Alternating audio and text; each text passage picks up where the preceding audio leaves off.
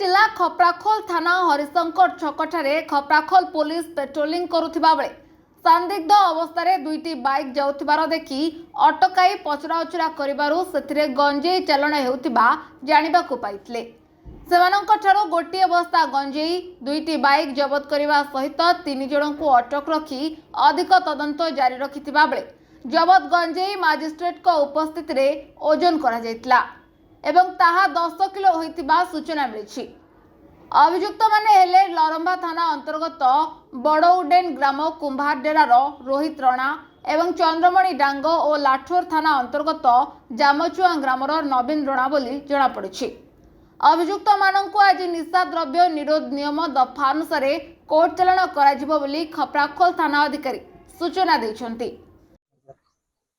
আজি गोटे घटना घटे जे गंजे धरा आइছে से विषय के कहबे सर। हाँ, हरिशंकर छकरे पुलिस सन्देह करके गोटे गाड़ी अटकई 10 केजी पाखापाखि गंजेई सीज करछन्ते।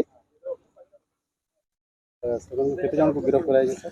एथरे 3 जन को गिरफ्त करछन्ते पुलिस। सर गंजेर अनुमान मूल्य केते हो सर? ये 60-70 हजार टंका हबो अनुमानिक मूल्य। बलांगीर जिल्लारो संतोष कुमार पटनायक का report, now Odisha news. Latest news update पाई www.nowodisha.com को लॉगिन करंतु।